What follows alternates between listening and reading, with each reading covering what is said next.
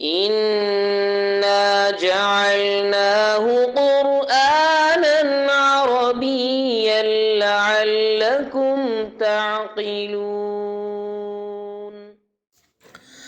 بسم اللہ الرحمن الرحیم۔ السلام علیکم ورحمۃ اللہ وبرکاتہ۔ میں محمد اسامہ سرسری، آسان قرآنی عربی کورس کا الحمدللہ یہ 11واں سبق ہے۔ گزشتہ 10 اسباق میں ہم نے سورہ فاتحہ مکمل کی اور اس کے ایک ایک چھوٹے چھوٹے فقرے کو لے کر ہم نے عربی زبان کا کوئی نہ کوئی ایک قاعدہ بھی الحمدللہ سمجھ لیا۔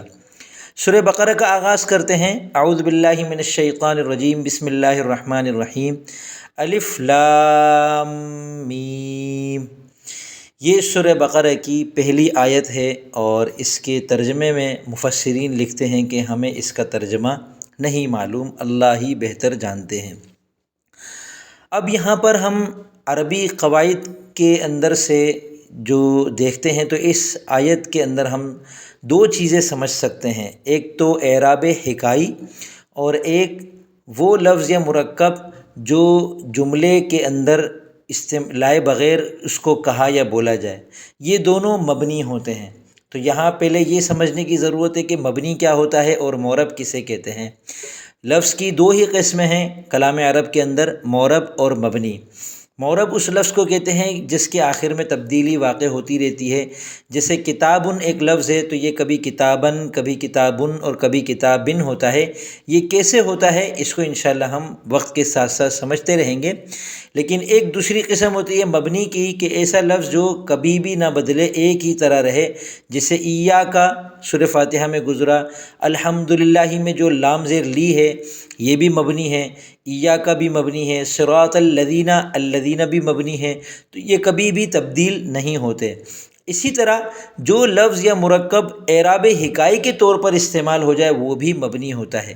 اعراب ہکائی کسی کو کہتے ہیں کہ کسی لفظ یا مرکب کو سابقہ حیت پر برقرار رکھتے ہوئے کلام میں استعمال کیا جائے تو اسے اعراب ہکائی کہتے ہیں۔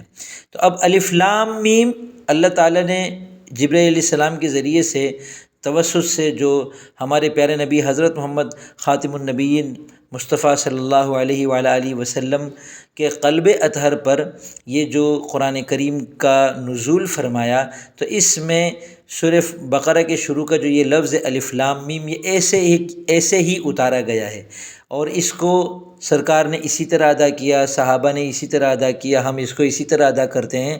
تو یہ اعراب ہکائی ہے۔ ہم جیسے عربی گرامر کو اردو میں سمجھ رہے ہوتے ہیں تو ہم کہتے ہیں کہ زید قائم ایک جملہ ہے، تو اب دیکھیں یہ پوری بات میں نے اردو میں کی، تو اب اس میں زید قائم اردو کے اندر بطور اعراب ہکائی کے آ گیا۔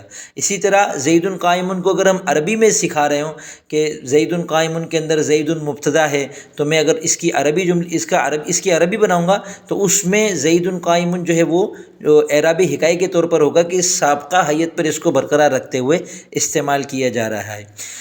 ایک اور یہاں پہ چیز یہ سمجھنے کی ہے کہ کسی لفظ یا مرکب کو اگر جملے کے اندر لائے بغیر کہا یا لکھا جائے تو وہ بھی مبنی ہو جاتا ہے۔ مثلا میں کہوں کتاب اور میں اس کا کوئی جملہ نہیں بنا رہا، میں نے آپ کو کسی بات کے جواب میں کتاب نہیں کہا، بلکہ میں ویسے ہی ایک لفظ ادا کر رہا ہوں کتاب، ٹھیک ہے، تو یہ بھی مبنی ہوتا ہے۔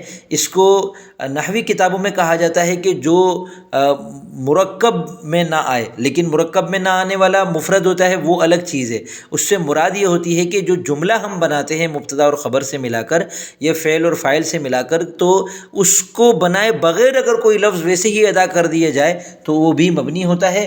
یہاں پہ الف لام میم 3 حروف ہیں، الف ایک حرف ہے، لام ایک حرف ہے، میم ایک حرف ہے۔ یہاں پر بس کہا جا رہا ہے الف لام میم، ان کے ذریعے سے کوئی جملہ نہیں بنایا گیا، لہٰذا یہ بھی مبنی ہے۔ تو الف لام میم کو ہم مبنی کی اقسام میں سے اعراب ہکائی میں بھی شمار کر سکتے ہیں، اور ان الفاظ و مرکبات میں بھی جن کو جملے میں لائے بغیر برتا جاتا ہے اور وہ اس وجہ سے مبنی ہو جاتے ہیں۔